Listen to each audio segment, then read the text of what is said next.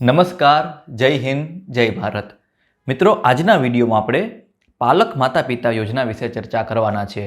મિત્રો, આ યોજનામાં એલિજિબિલિટી ક્રાઇટેરિયા શું હોય છે, તમારે કઈ રીતે ફોર્મ ભરવાનું થશે અને કયા કયા ડોક્યુમેન્ટની જરૂર પડશે, તેમજ આ યોજના અંતર્ગત તમને શું સહાય મળશે વગેરે જેવી ચર્ચા આપણે આ વિડીયોમાં કરવાના છે. મિત્રો, તો તમે અંત સુધી બન્યા રહેજો મારા વિડીયોમાં. સૌપ્રથમ મિત્રો આપણે જોઈએ છે પાત્રતાના માપદંડ એટલે કે એલિજિબિલિટી ક્રાઇટેરિયા.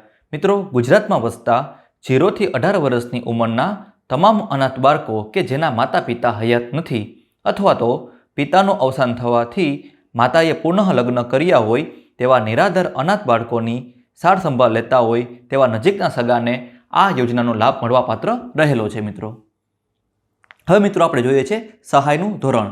તો બાળકોની સંભાળ રાખતા નજીકના સગાને માસિક 3000 રૂપિયાની સહાય પેટે તમને ડીબીટીથી ચૂકવવામાં આવશે, એટલે કે ડાયરેક્ટ તમને બેંક દ્વારા ચૂકવવામાં તમને આવશે. મિત્રો, હવે મિત્રો આપણે જોઈએ છે રજૂ કરવાના ડોક્યુમેન્ટ. તો તમારે બાળકનો જન્મનો દાખલો અથવા તો શાળા છોડ્યાનું પ્રમાણપત્ર એટલે કે એલસી, આ બે પૈકી તમે કોઈ પણ એક વસ્તુ રજૂ કરવાનું રહેશે.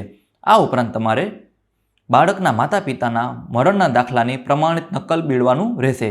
જે કિસ્સામાં બાળકના પિતા મરણ પામેલા હોય અને માતાએ પુનઃ લગ્ન કરેલ હોય તે કિસ્સામાં માતાના પુનઃ લગ્ન કરેલ તે અંગેનું સોગંદનામું અથવા તો લગ્ન નોંધણીનું પ્રમાણપત્ર અથવા તો તલાટી કમ મંત્રીનો દાખલો કોઈપણ પૈકી એક ડોક્યુમેન્ટ રજૂ કરવાનું રહેશે.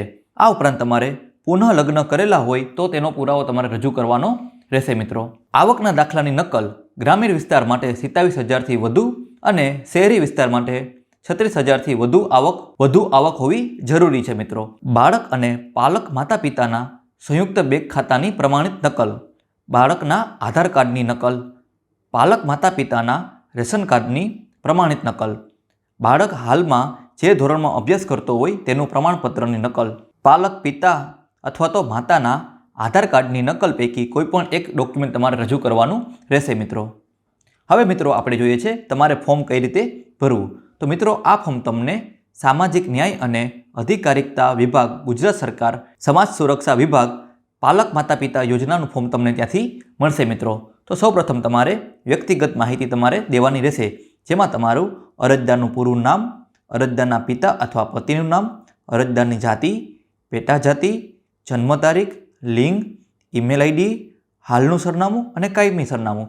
ત્યારબાદ આ બાજુ તમારે ઉંમર, મોબાઈલ નંબર, જો ફોન નંબર હોય તો, બાકી તમારે ફરજિયાત નથી, અને તાજેતરનો તમારો ફોટો અહીં ચિપકારવાનો રહેશે. મિત્રો, ત્યારબાદ તમારે બાળકની વિગત દર્શાવવાની રહેશે, જેમાં તમારે બાળકનું પૂરું નામ, બાળકની જન્મ તારીખ, લિંગ, ઉંમર, શાળાનું નામ અથવા તો આંગણવાડી કેન્દ્રનું નામ, અભ્યાસનું ધોરણ, શાળાના આચાર્યનું નામ અથવા તો આંગણવાડીના સંચાલકશ્રીનું નામ. ત્યારબાદ તમારે બાળકના માતા પિતાની વિગતો, જેમાં પિતાનું પૂરું નામ, કોણ મૃત્યુ પામેલ છે એટલે કે માતા કે પિતા જે પણ મૃત્યુ પામેલ હોય તેની વિગત, પિતાના મરણની તારીખ, માતાએ પુનઃ લગ્ન કરેલ છે કે નહીં, જો કરેલ હોય તો અહીં તમારે હા લખવાનું છે અને પુનઃ લગ્નની તારીખ તમારે અહીં લખવાની રહેશે. મિત્રો, અને આ અંગેનું એટલે કે પુનઃ લગ્ન કરેલું તમે જો સોગંદનામું રજૂ કરેલ છે કે નહીં, જો તમે કરેલું હોય તો તમે હા લખજો અથવા તો પછી તમારે અહીં ના લખવાનું રહેશે. અહીં તમારે બાળકનો તમારે ફોટો ચિપકાવવાનો રહેશે. મિત્રો, ત્યારબાદ તમારે અરજદાર અને બાળકના સંયુક્ત બેંકના ખાતાની વિગતો દર્શાવવાની રહેશે, જેમાં તમારે બેંકનું નામ, IFSC કોડ નંબર, શાખાનું નામ અને બેંક એકાઉન્ટ નંબર અહીં તમારે ફિલઅપ કરવાના રહેશે. ત્યારબાદ તમારે બાળકના સગા ભાઈ બહેનની માહિતી અહીં તમારે દર્શાવવાની રહેશે, જેમાં તમારે અહીં ક્રમ, અહીં નામ, ઉંમર, સ્ત્રી છે કે પુરુષ અને અત્યારે જે ધોરણમાં અભ્યાસ કરતા હોય તેની વિગત તમારે દર્શાવવાની રહેશે. મિત્રો, અને ત્યારબાદ તમારે અન્ય વિગતો, જેમાં અરજદારનો બાળક સાથેનો સંબંધ, ગ્રામીણ વિસ્તારમાં છો કે શહેરી વિસ્તારમાં, અરજદારનો વ્યવસાય અને અરજદારની વાર્ષિક આવક, આટલું વસ્તુ તમારે ફિલઅપ કરવાનું રહેશે. મિત્રો, ત્યારબાદ તમારે અરજદારના કુટુંબની વિગતો તમારે દર્શાવવાનું રહેશે, જેમાં અહીં તમારે ક્રમ નંબર, સભ્યનું નામ, બાળક સાથેનો સંબંધ અને ઉંમર વર્ષ અહીં વસ્તુ દર્શાવવાની રહેશે. ત્યારબાદ તમારે અહીં સાક્ષીની વિગત દર્શાવવાની રહેશે. મિત્રો, સાક્ષી માટે મિત્રો તમારે કોઈપણ બે નજીકના સગા અથવા તો આજુબાજુમાં કોઈપણ પડોશી તમને ઓળખતા હોય તેનો તમારે અહીં બે સાક્ષી તમારે રજૂ કરવાના રહેશે. મિત્રો, ત્યારબાદ મિત્રો ડોક્યુમેન્ટની વિગતો છે અને મિત્રો અહીં બાજુ લખેલું છે ફરજિયાત છે.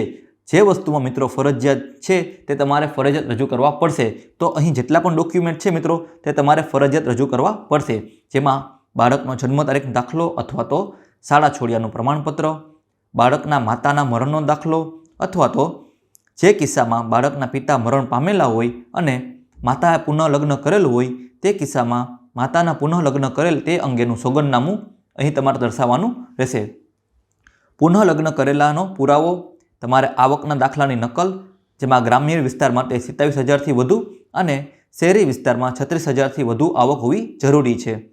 બાળક અને પાલક માતા પિતાના સંયુક્ત બેંક ખાતાની પ્રમાણિત નકલ, બાળકના આધાર કાર્ડની નકલ, પાલક માતા પિતાના રેશન કાર્ડની પ્રમાણિત નકલ, બાળક હાલ જે ધોરણમાં અભ્યાસ કરતો હોય તેનું પ્રમાણપત્રની નકલ, પાલક માતા પિતાના આધાર કાર્ડની નકલ, બાળકના પિતાનો મરણનો દાખલો, બાળકના માતાના મરણનો દાખલો, બાળકના પિતાના મરણનો દાખલો. આટલી વસ્તુ તમારે અહીં રજૂ કરવાની રહેશે. અહીં મિત્રો તમારે જે પણ ડોક્યુમેન્ટ છે ત્યાં તમારે ઉપરની સાઈડ તમારે ડોક્યુમેન્ટ નંબર લખેલો હશે તે અહીં તમારે ફિલઅપ કરી દેવાનો રહેશે. ત્યારબાદ તમારે અહીં જે સ્થળેથી તમે ફોર્મ ભરો છો તે વસ્તુ દર્શાવવાની રહેશે. અહીં તમારે અરજદારની સહી અને અહીં તમારે તારીખ દર્શાવવાની રહેશે મિત્રો. તો મિત્રો આશા રાખું છું કે જે પણ વિગત મેં તમને સમજાવી છે તે તમને ટોટલી વસ્તુ સમજાઈ ગઈ હશે. આ ઉપરાંત તમારા મનમાં જે પણ સવાલ ઉદ્ભવે છે તે તમે અમને કમેન્ટ સેક્શનમાં પૂછો. અમારી ટીમ તેને જરૂરથી જવાબ આપશે. મિત્રો જો તમને આ વિડીયો ગમ્યો હોય તો આ વિડીયોને લાઇક કરો અને દરેક મિત્રો સાથે શેર કરો જેથી દરેક લોકો આ યોજનાનો લાભ લઈ શકે. મિત્રો આવા જ યોજના રિલેટેડ વિડીયો જોવા માટે અમારી ચેનલને સબસ્ક્રાઇબ કરો. અમારી ચેનલનું નામ છે update knowledge four information. Thank you. જય હિન્દ, જય ભારત.